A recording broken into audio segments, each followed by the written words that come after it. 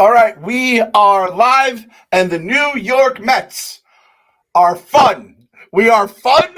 The season is fun. Baseball is fun.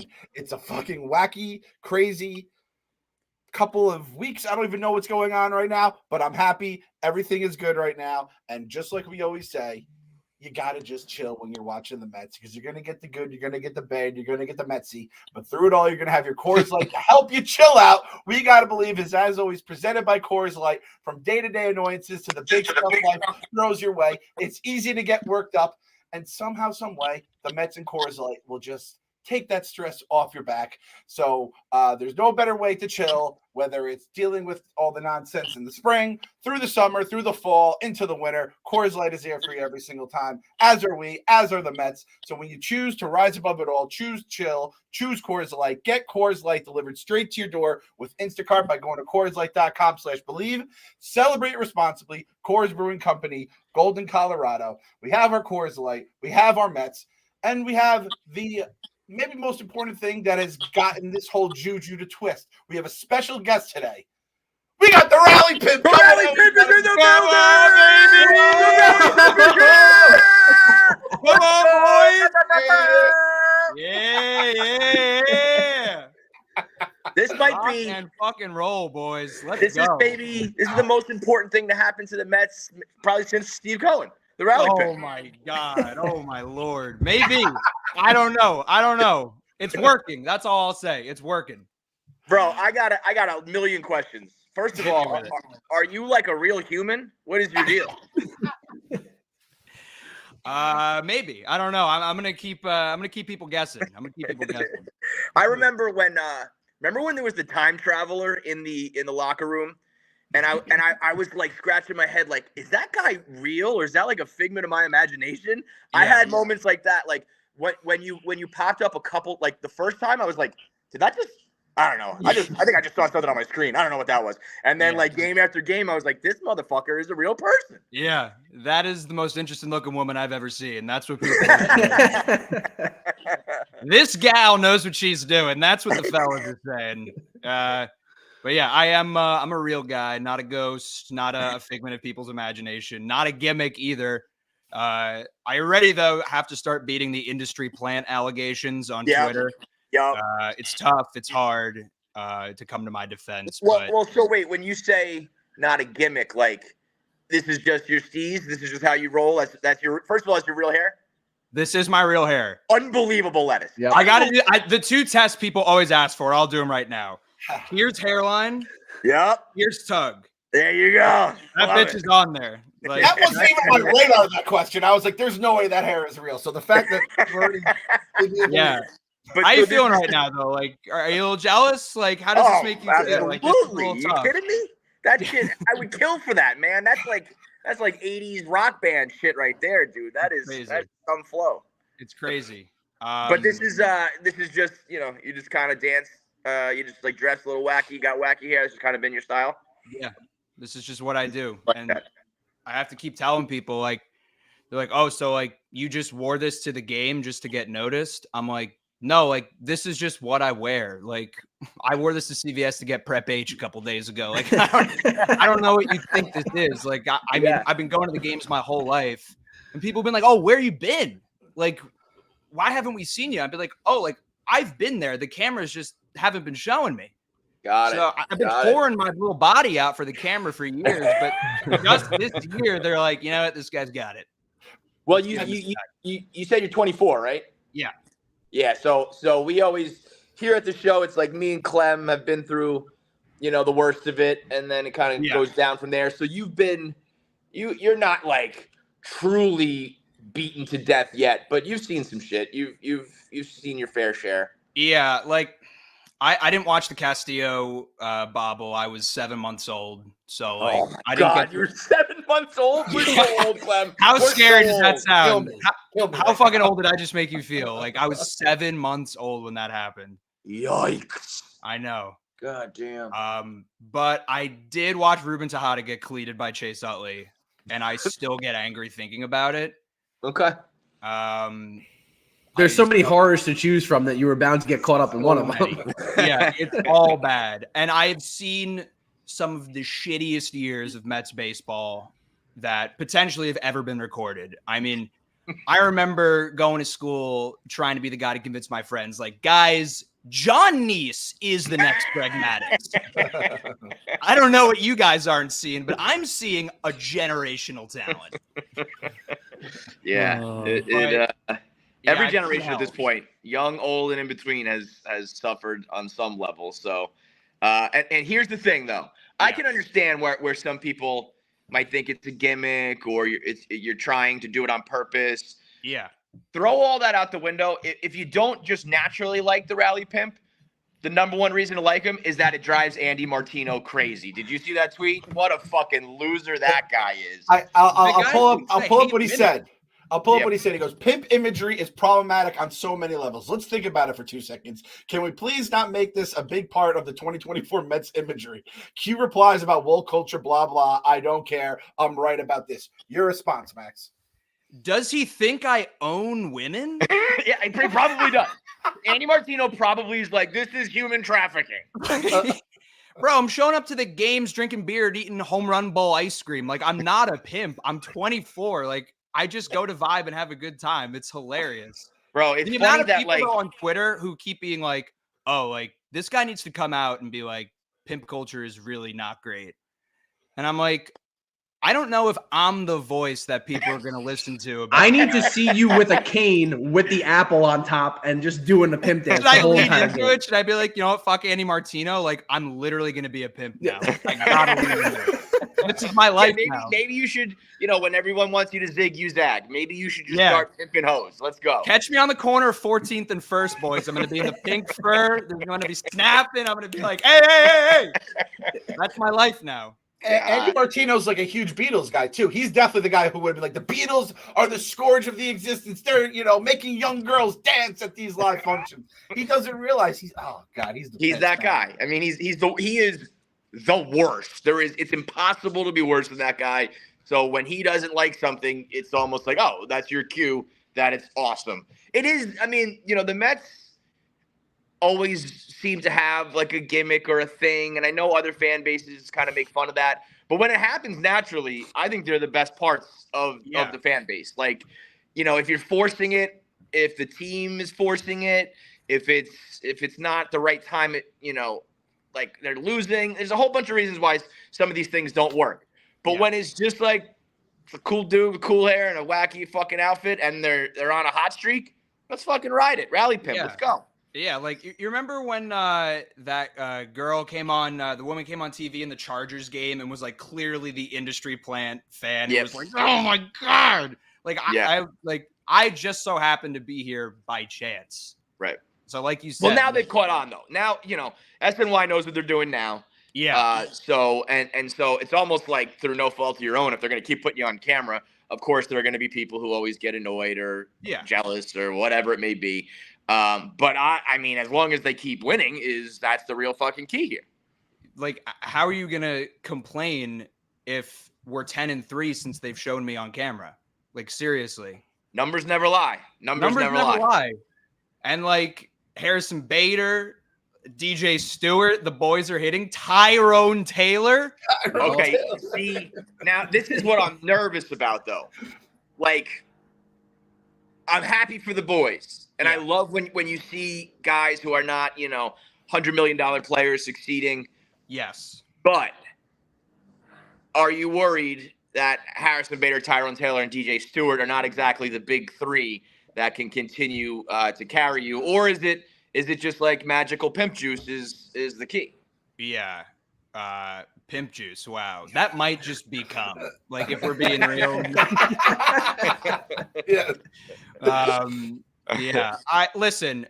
I think that, like, watching the Mets all these years, and I'm sure you guys can attest to this, like, every now and then we get some players who come out of nowhere and have these great years and they put up these great numbers and they flash leather and they put good wood on the ball. Like, Juan Lagares out of nowhere became a Gold Glove center fielder, contributed to the lineup. Ruben Tejada, like I was just mentioning, like became a clubhouse favorite. Like, these guys start to really contribute. And, like you said, like these low contract guys, are they going to become, the big three? Like, is Joey Wendell gonna have his number retired in Citi Field? He should, because he doesn't wear batting gloves, and I respect the hell out of that. As a purist, I mean, come on, put some skin on the bat, fellas. But I mean, listen, I'm not gonna complain while they're producing. Hell You no. know? No. Guy might be a pimp, because what's a pimp supposed to do? He's trying to get you, all the girls got to get love, not just, the ones that, everyone's the high dollar ones. He's making me love everyone on the bench, 1 through 25. The Yeah. whole stable stacked.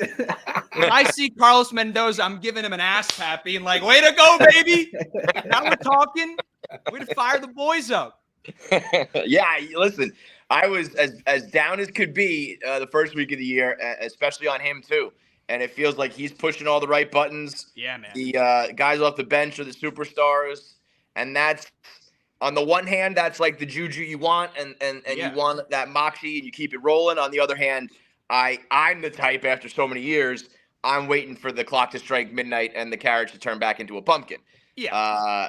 Baseball's a long ass season for guys who are not necessarily top dogs to continue to produce. But as long as they do it, and as long as you're in the crowd making it happen, I'm gonna ride the wave, man. Fuck yeah. Retweet. I mean, that's really all you can say. I mean, it's a long ass season. And if Brett Beatty can hit 320 this season, I mean, I'll go out and say he'll be the next Barry Bonds. I mean, that's my boy right there. Like, if we can have this level of offensive production, I mean, I was going to say like defensive efficiency, but I was there when Starling Marte did bobble that pop fly, and I had a heart murmur. So It's not all sunshine and rainbows for the pimp. it's not all peaches and cream over there at Citi Field. I'll tell you that, fellas. It's tough. It's a rough existence. When you showed up on night 4 in a new outfit, I was like, how long can he possibly keep this going? Like, do you have an entire closet ready to go for the season? Dude, come on. It's just like the folklore behind you is just like, how did he end up in those seats? How does he have a new outfit every single night? So the seats that I've been sitting in are my parents' seats, because they have like a 20 game package. They do like the 20, 40, whatever. So they haven't been able to come to some of the games. So the ones that I've been to where I'm sitting in the rich bitch seats have been their tickets. I went to a game with my friends and we were out in left field, and like people were heckling me. I was like, oh, like I'm with the Mets fans now. Yeah, now you're in with the the real Clover people. Club, and you stand up and some 75-year-old old woman is like, can you sit down so I can watch the game? You're like, all right, well, is this the real stadium experience?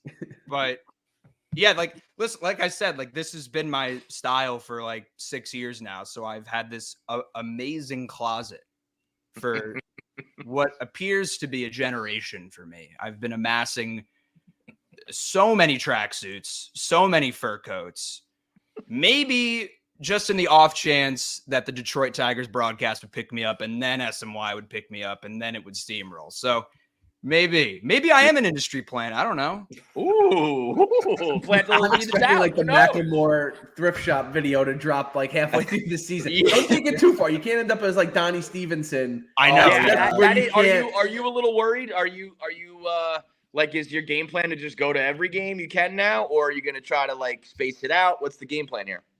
I think right now I'm going to try and go to as many games as I can. I went to 5 games in a row, and that felt like a lot. Yeah, that's cool. There's so many fucking 30-minute trips on the 7 train you can take before you start to become a schizophrenic.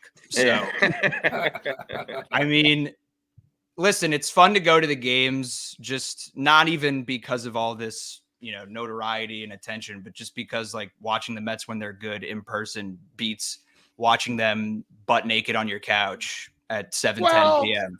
Well, you know what? I retract. But yeah, it's a good time. And obviously, if people spot me tickets, if like I can't keep paying to go to the games because I'll be broke. But if I keep going to the games and things keep happening, then why the hell wouldn't I go? Yeah, well, You're coming to Barstool the ballpark with us. We're at Barstool the ballpark coming. We'll get you a ticket. You'll come out. We'll throw some Coors Lights down, have ourselves a little party. Dude. Save an outfit. Save If a the nice outfit for mountains that are blue, gentlemen, that's what I say. Attaboy. Come on. I was in a frat. I get it. All right, man. So I say as long as they're still winning, I say you still do your thing. We here we gotta believe co-sign it. Everybody with a stick up their ass can go fuck themselves. I say have fun while you can, because this season, to me, if the team ends up being good, it's found money. It's a pleasant surprise. So just ride the wave with everything that comes along with it, and have a little fun with the Rally Pimp. So hopefully we'll catch you up us to the ballpark, and everybody out at the ballpark can say what's up to you, because I think it's better to embrace these things and have a good time with it, because we know good times with the Mets can be few and far between. Yeah, exactly. And I actually met up with the cowbell guy and the pin man at the game. The Mets Avengers did assemble. Yes. Yeah. There was an energy there that was palpable. Yeah. The pin Did man they welcome was you with open arms? Yeah, they were like, we love what you're doing for the team. They were a little jealous, though, that they comped me a seat in the Delta Club or the Clover Club or whatever. And I was like, I don't want to step on your guys' toes, but yeah, bro. I mean, you talk about like pimping. That's territory right there. I'm pimping. And I sat like right in front of the Cohen's box, and I was shaking my ass in front of them all night, trying to get Uncle Stevie to be like, this cat's all right. He's all right. But the pin man was telling me that years ago the Mets had like a rally guy, and then he was like, yeah, and then he ended up being a pedophile. So let's hope you don't end up like him. And I was like, yeah, I don't think you have to worry about that, dude. Like, that's something a pedophile would maybe say. This is the look a pedophile might have. So I was gonna say, now if I had a mustache, kids would run. Oh man! So wait, and also we all agreed that there was some sort of cosmic connection when your last name. We dubbed this the Seymour Wiener year. Yes. Which was one of just the absolute most serendipitous, funny things that's ever happened in the world. Yeah. And then you are a Wiener as well. I am. I'm Max Wiener. Yeah. Which Max the Wiener's argument now is who's got the funnier name. I think Max Seymour Wiener blows me out of the water personally. Maximum Wiener. Maximum Wiener? Are you kidding me? Are you kidding me? Your parents did. You can run or you can lean into it, fellas. I chose to lean right the fuck in. I was gonna say your parents either absolutely were thinking about what they were doing, or were not thinking at all. It's one or the other. Yeah, they're either chillers or they suck. So it's so. My mom took my dad's name Wiener, so she really signed her life away. She's a gangster. That's a gangster move. That's a down ass bitch right there. She might be the OG pimp. What do you? She might be the OG. Before we let you go, what do you do for a living? Do you make money? Not a lot. I mean, but I'm a comedian. And I write for a photography magazine, and I'm out here grinding. It's New York. Everyone's Hell yeah. trying to do it. I'm just trying to make people laugh, just trying to have a good time. All right. So are you're hitting like open mic circuits and whatnot? Or are you doing spots, or can the people catch you, or is it just early stages? Early stages right now. I'm still grinding, but I mean, the beauty of having all these people follow me and have people start to recognize me a little bit more is that I feel like if I were to be like, hey, like I'm at Stand Up NY tonight, like come pull up, or I'm at the comedy shop. Like, I feel like maybe now a little bit more than before, people would be like, you know what? This guy's doing all right. He's got a good vibe. He's got a good energy. Let's bring him around. Yeah. Dude, well, let me know. Max is a Wiener on all socials. Is that what it is? Yes, Max is a Wiener. W-I-E-N. Yeah, we on KFC Radio, we do a lot of comedians and whatnot. So I feel like we got a little bit of sway. So let me know when you are going up, and we'll put it out there and try to get people to come out. I really appreciate that. If you can get people in the doors, you'll start to move up. So good shit, man. Keep it up. Yeah, man. I appreciate it. Thanks for coming out, my friend. Hey, LGM boys, at the end of the day. Let's go, baby. LGM. That's what it's all about. All right. Thanks, bro. Okay, boys. Year of the Wiener, boys. I didn't know how year of the Wiener. But here we are, above 500, going to the West Coast, day off. Good vibes. Vibes are immaculate right now, right? If there was a point where I would have maybe said we might not hit 500 this year.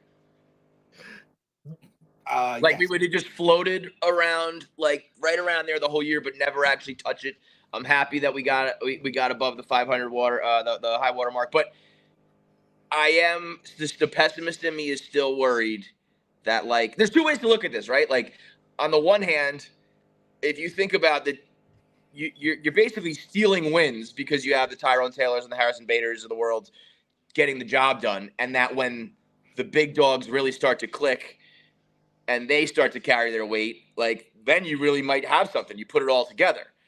But the other side of it is if it's going to take basically like miraculous performances from like 4 or 5 guys on your team, eventually over the course of 162, that's not going to happen. So the remember, Bader we have the stuff, lowest. I feel like. Go ahead. I was saying we had the lowest ERA in the major leagues, or national league. My bad.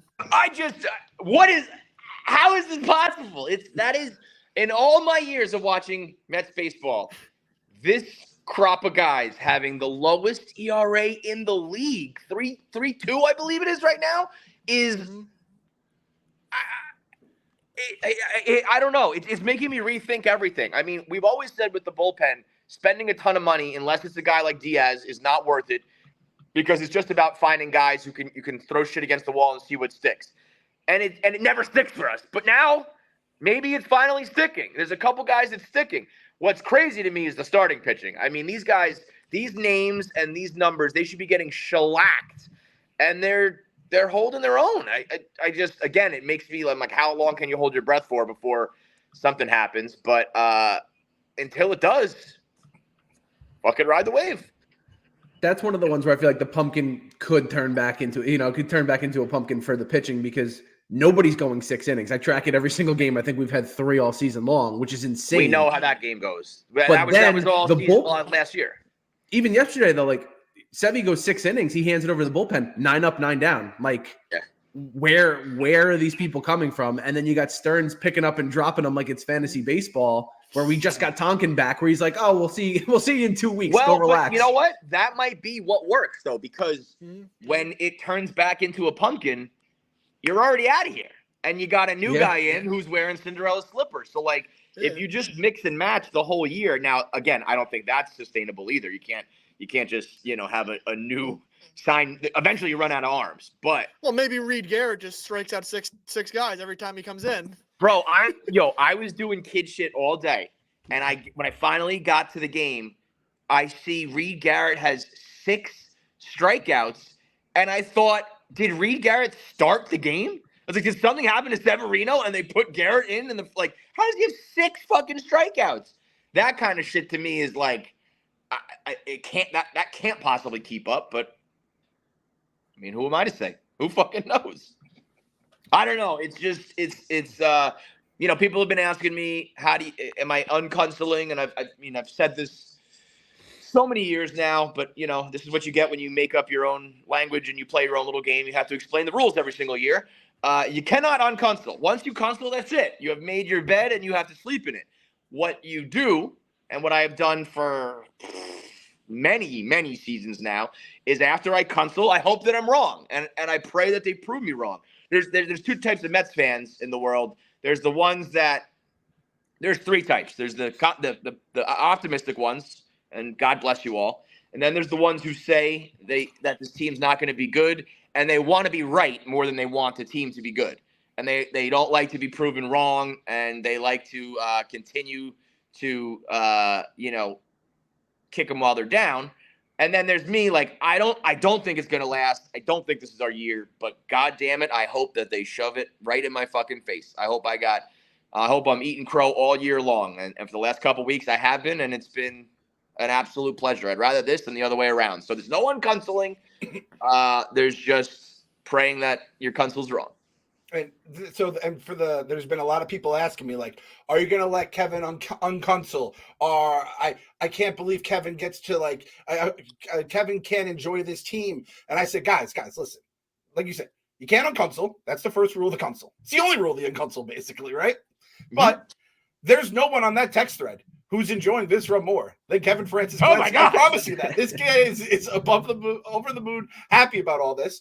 But he knows, at the end of the day, if we go for that ride down the Canyon of Heroes and we're eating our cake and we're drinking our punch and our Coors Light, Kevin knows that every single Mets fan will remind him that he consoled in March. And you know what?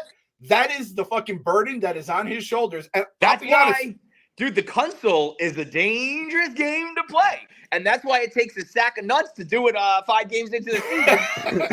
But I'll say this. Because I get it. I understand people being like, I mean, you can't tell me I can't watch the team or enjoy the team anymore. My whole life has been me being mad about the Mets playing poorly and still watching them. When people say, why are you still watching? I'm like, that's what being a Mets fan is. It's knowing that your team sucks and still watching them. That's what do you like? I'm not some fair weather bitch. So of course I'm still going to watch them. But what I will do, I promise, I will not eat any cake nor take a single sip of punch at the parade. I get no cake and I get no punch. I'll be there at the parade, but I won't get to enjoy it. Deal? All the Coors Light you can handle. That's a deal. Oh, well, no one's giving up Coors Light. That'd be insane. No one's giving up Frosty Mountains. I think that's very fair. I think that's a very fair way to go about it. And listen, people want to say, oh, it's Stearns that got this team turned around. It's the Rally Pimp, or I just saw Riz Flair is his other name that he's been going by Riz lately. Flair. Woo! Honestly, Kevin Clancy, back in the day, the OG Barstool days especially, was known as the Mush. He consoles the Mets. You almost like put the mush on himself, and now the Mets are burden-free. We're free. I've said this before, Kevin. I'm thinking about like just murdering you one day and then being like, well, they're going to win the World Series because all of us, Kevin needs to be off this world. I've always said, the day that I die, go put all your money on a future for the Mets to win it. They will win the World Series no matter what. Right now, I am that meme, that guy who's standing there and he's just taking all the bullets and I'm protecting all of you. The console might be what we needed. And maybe all these years that I've been holding off on the console, I've actually been doing a disservice. So maybe it's the console that has actually motivated the team. I do genuinely, and I said this a couple episodes ago, I got to add a couple more people to the list, though. I genuinely apologize to guys like Tyrone Taylor and I guess even now Harrison Bader and those guys who they didn't deserve that. They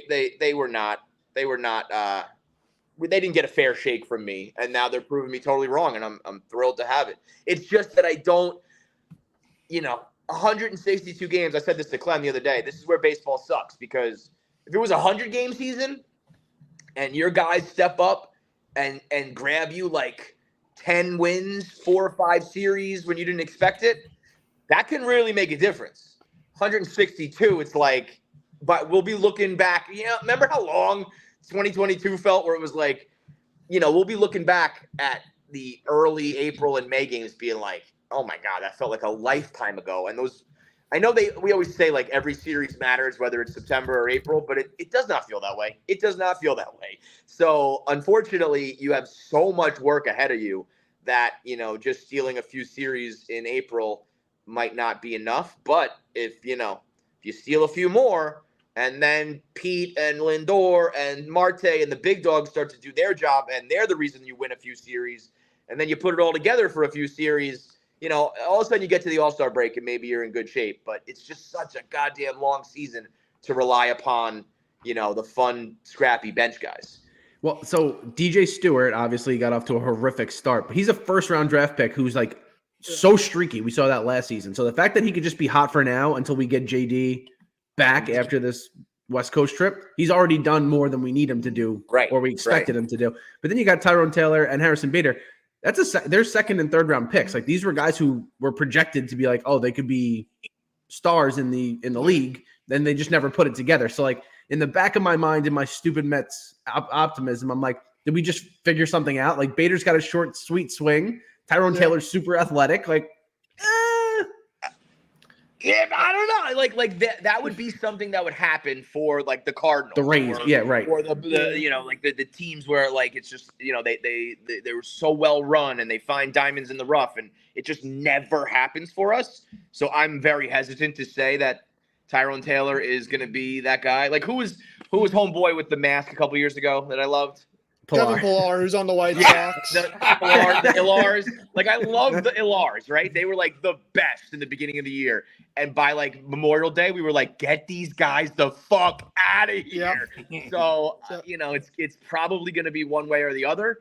and in Metsville, it's always this way. But maybe it's a different story. At least there is a chance there where there is some logic to like stockpiling what once was highly touted talent, and maybe it comes together. Tyrell Taylor is a fucking athlete, though. I didn't realize that. Like, just seeing his name in the lineup. Now you see him play. You see him post game when he got doused with the fucking Gatorade. I was like, oh, this dude is fucking. He's an athlete. He is a fucking. He's somebody like my mom would like. Starling Marte would have like a fucking. Mom, like, hey, Tyrell, yo. I have to help out with unnamed show, so I have to. Goodbye. Well, before I go, I want to wish my mom a happy birthday. I'm not gonna say how old she is, but happy birthday to my mom. Happy birthday, Mama Meek. Happy birthday, Mama Meek. While we are talking about moms, my mom is still very hesitant.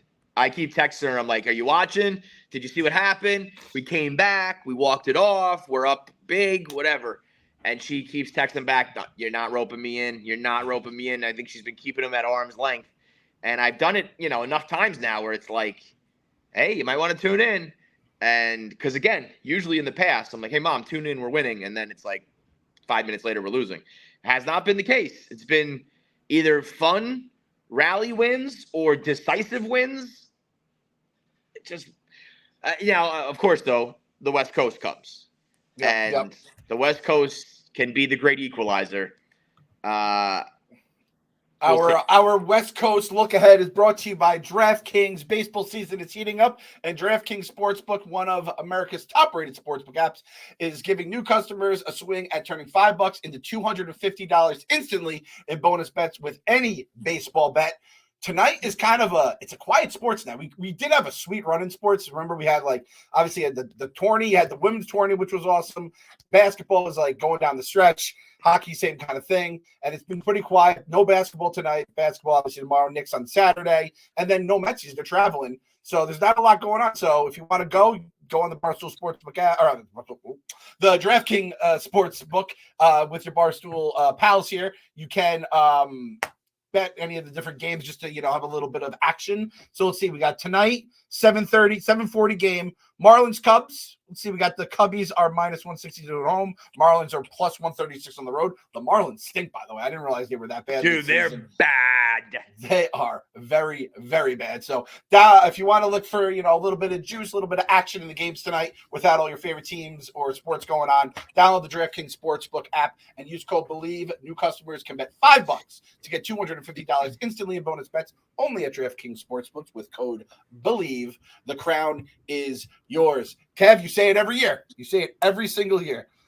The Mets season comes down to how they play on the West Coast. And this, I don't even know if you can put the charts together and it's like their record on the road equals their record at the end of the year. But there was that one fateful 2006 run. Is that 2006? Yes. They went out west. They beat the shit out of the Diamondbacks. Surprise! So they Ray Johnson on the team. Shit out of the Diamondbacks. They scored 15 runs a game. Thank you. And they never looked back. It was like that was truly because 05 was they were putting it together, and 06 was we'll see what happens. And they never looked back. They went on to 97 wins, and it was and now listen, I reference that 2006 year every year. We are now pushing 2 decades later, so I don't know how much longer that's gonna really be my. I'm sure there's plenty of seasons where we've had I think Meek even pointed out last year we were good on the West Coast and obviously a bad year. So I'm sure there are years where it doesn't pan out, but generally speaking, I think you get the toughness of the team. You understand who they are when they go to the West Coast. Do they get their dicks kicked in, or are they players? Because, and that's probably every team. You're on the road. I was gonna say, can we get rid of that DraftKings box? You find out whether these guys are ready to play, or is it we're tired, we're jet lagged, these guys are better than us, and we roll over and die. So I think it's a good time to go out there is when you're hot. By the way, this little day game into an off day into late game. It's practically like an all-star break. We're we're not watching the Mets for 48 hours. It's crazy. It's beautiful. And again, the timing where if I want to watch, I'll already be up for the Knicks game. My heart will be like still juiced up from whatever's Speaking going of, on wait, there. I'm gonna actually keep talking. I'm gonna make a little wardrobe change. I got something for you, Clem. Perfect. Yeah, I was gonna ask the Rally Pimp to show us his wardrobe maybe next time. But 3 of the 6 games being in the afternoon, the other 3 are at night. I'm sure at least 1 or 2 overlap with the Knicks being in the playoff game the same night. We got the NFL draft coming up. Lots of fun stuff. So like just good vibes heading into the West Coast. Brand new shirt that your boy Clem designed. Oh, there it is. They just got delivered in. I'll be your model, Clem. Thank you. Clem, there's nothing Clem loves more than the New York Knicks and the Biggie King of New York picture. We've done this for truly fucking deserves it. Jalen Brunson. And I don't give a fuck about Joel Embiid if he's healthy, if he's not healthy, whatever. Jalen Brunson's going to be the best guy on the court. That's all that matters. Get your King of New York shirts now. This guy, somehow still the most underrated player in all of basketball. Like not making the USA team, not that I give a fuck about it, but it's like how many more ways can the basketball world disrespect Jalen Brunson before they just realize he's one of the fucking best guys in the goddamn league? And listen, we've done that shirt for Uncle Stevie. Someone did it for Julius Randle. I think Aaron Judge might have been put on a shirt. And listen, I love Uncle Stevie. Yankees fans love Aaron Judge. I respect our two-packed Aaron Judge.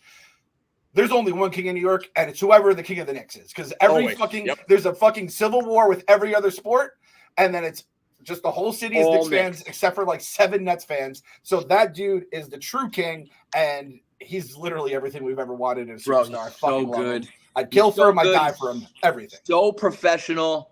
I saw some stat the other day. It was like only players to average 27, this, that, while shooting this and that was Steph and Larry Bird. Both years, those guys won the MVPs. Which, by the way, it was like the stat was the only players to score 27 points, but Steph averaged like 31. So it's like, well, there's a little bit of a difference to that year. But we're talking about MVP caliber play from other guys, from Jalen Brunson, and people aren't even considering him and to do what he's done for this franchise. And it's really only the beginning. They're only just getting started. So anyway, that's your Knicks talk. Maybe we'll do a little more Knicks talk throughout the playoffs, I'm sure. But to the West Coast we go with the Metsies. King of New York. That the sign that the Mets are good is that we didn't have to go into our Knicks segment, 20 minutes into the show. We have a Rally Pimp who's come out of nowhere. And like the Rally Pimps, that's like one of the rites of spring. I feel like as a Mets fan is you have the wacky saying or character. Remember Salt and Pepper Shakers once upon a time, which Kev, you were dead accurate on that. You're like, we're not selling salt and pepper shirts. It's going to be a fucking shitty gimmick. 2 weeks later, I didn't even want to hear it anymore. That was the Todd Frazier special. He was just trying to jam that down our throats. That was Donnie Stevenson before Donnie Stevenson. These things are just natural. You just know when they hit and when they don't, and you can't force it. So Rally Pimp was a real one. Seymour Wiener was obviously a real one. The Max Wiener and Seymour Wiener, it's just you can't script it. You know what? Honestly, I'm giving you for this one. Your console that you have to live through now, you're going to live through the console. And I'm going to say this one more time. I'm going to defend you. You're my boy, but I'd say this no matter what. Everyone on the pod, me, Phil, Kyle, and you, we all are Mets fans. However, I think the pie for love, how much you follow each team out of your favorite teams, I'd say you are you're almost fully 100% blue Mets. Kyle, I'd say is next. I'd say Kyle has some Packers in there. Very little Packers, but I think it's more than Kevin's Jets, right?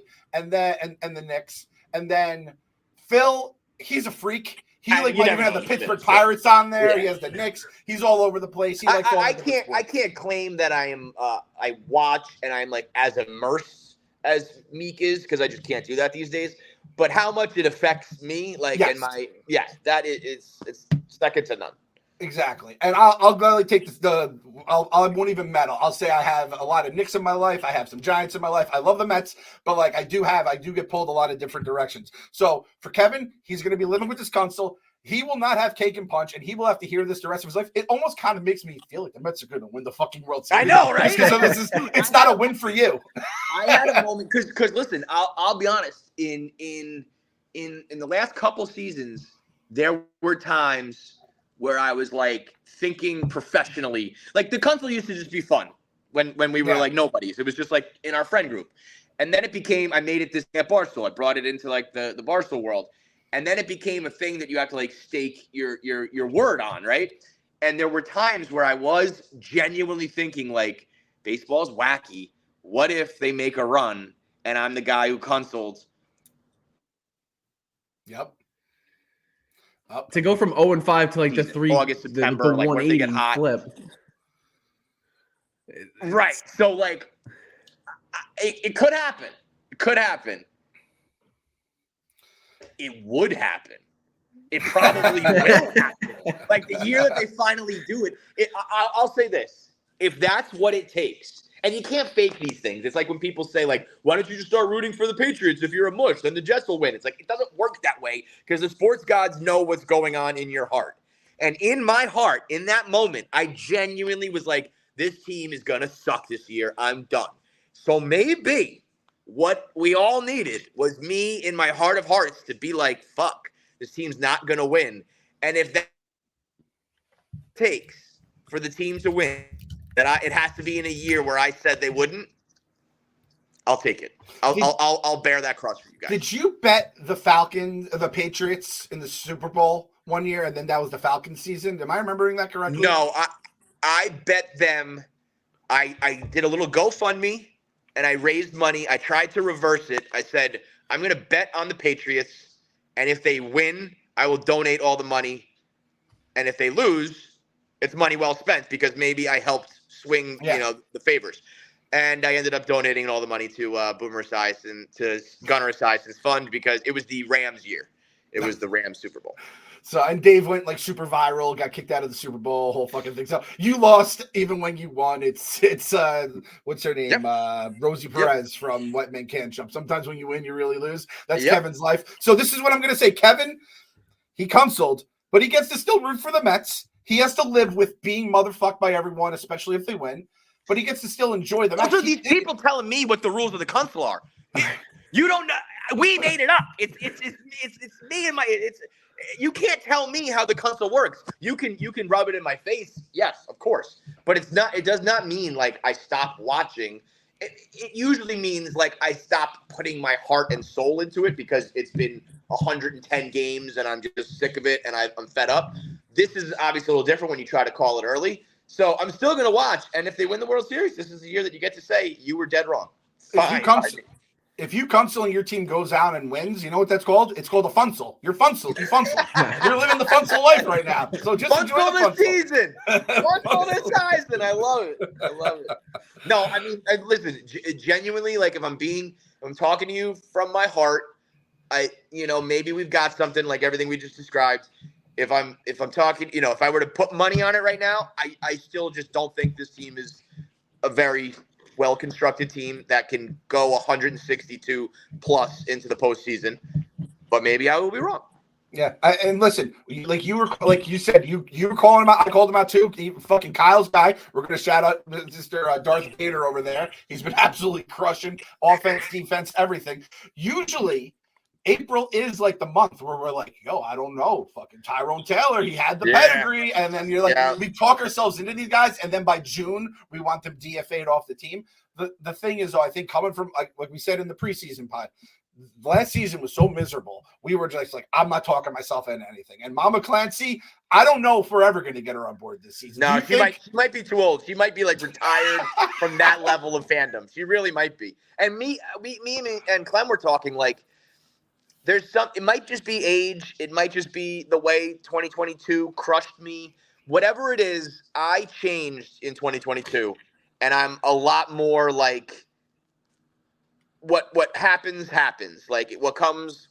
And like I'll be a fan, but I just can't like put my whole entire worth into this team anymore. And like, so when they were bad, I was like, fuck it. Now they're good. I'm like, let's ride it.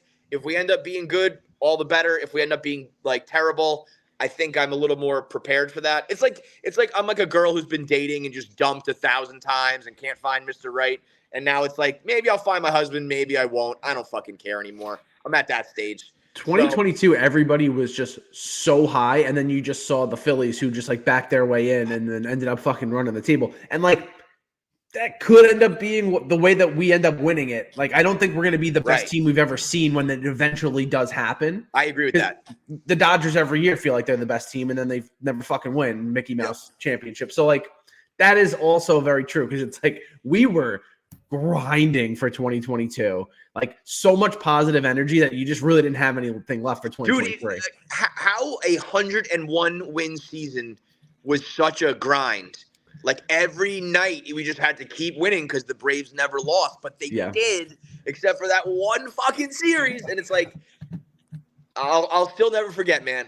The Braves series, it is what it is because the Braves are a great franchise, and we went head to head, and they just fucked us. But the Oakland series is the one, man. DeGrom having a bad start against Oakland. I think Max did too. I was like, that was the one because we would have been like 2 or 3 games up. Like, it would have been very hard for the Braves, and we just fucking fumbled the bag. That Oakland series will haunt me for the rest of my life. To the same way that, like, playoff series, like the 07 Cardinals and shit like that, that will haunt me forever. And that, I mean, I just truly, I'm a different fan after that season. I will never be the same after that. So there is a little bit, I'm a little less, maybe being such a diehard hardcore fan is a little bit of a young man's game. And I think this was the first time I took a step backwards. I think every year of my Console the internet. I'm probably on the downside of my life when I think about it. Right? I'll probably die when I'm like 7. Yeah. He's cutting in and out at the perfect time. So I would just die. Console the internet. Fucking all business, Pete. You goddamn bastard. I'm in a basement right now with better connection. It's insane. Yeah, same here. I'm basically at the point with the Mets. Kev, sorry, you cut out there, so we just started up. That was to take the girl theory. Like, there's like, you think it's going to be magical, you meet the one, and it's all going to be perfect. And we had kind of given that hope. And then 22 happened. You met the guy. He's awesome from day one. He's rich, good looking, athletic, takes care of you, and the whole way he's paying the money. You're just going out, having the time of your life. Nice to the family, great with kids, wants everything you want. And then he just like stood us up at the altar, and we're just like, what the fuck was that? So you know what it was? It was Love is Blind. 2022 was that show Love is Blind. We were in the pods, and we fell in love, and we were soulmates. And when we went on a trip to fucking Mexico together, and then we got to the altar, and he said, I can't do this. I've only known you for 6 weeks. What are you fucking talking about? And that was us, man. And if that doesn't physically change you, God bless. I think as you get older and you see it enough times, you are just kind of like, fuck. So I said this in the group chat, and I'll say it on the pod. I am completely fine if Dave Return's like, this is what we do in the NL Central. We just have these like mid 86 win seasons with the extra wild card. We'll stumble away. And if we get hot for like a month, we win the World Series. And it's like, sign me the fuck up for that. And then once we get Uncle Stevie's money to fill in the holes, maybe at the end of the season, and then definitely for the future, along with the farm, then you can like try to become the Astros or the Dodgers. But until then, I do not give a fuck about the regular season like I used to. I just can't do it anymore. I genuinely believe the letdown of losing the division in 22 was a factor. Like, had we just been a 92 win team and we won the wild card, like there were wild card teams. The Mariners were popping bottles to make the playoffs. They were so juiced up, and we were like we went to war and lost to get into the playoffs. I really wonder if that season we had a lesser regular season, but enough to still make the playoffs. We would have maybe gone in loosey-goosey and things would have been different. Because you're right. I think it's just about I referenced the Mariners. I know that guy got flamed for it when he said, like, our goal is to have like a 600 winning percentage like for the rest of our lives. And people were like, what? But that's kind of it. If you could just be there every year and then one of these years it spikes up, that's probably more likely to win than being a dynasty team that's there every single goddamn year. Look at all the work the Dodgers do. And it's like the only team that really did it was the Astros. Everyone else, it's like you still got to get lucky. So just win us like 90 games a year. I'll take it, like you said. Yeah, remember the Mets? Let's remember the Mets before 22, what they were looked at. They were looked at as a goddamn punchline. I mean, they were looked at that after 22 as well. But the team that never wins anything, yada, yada, yada. Remember how people were like, oh, they better not be popping champagne when they clinch the playoffs tonight. We were getting shit.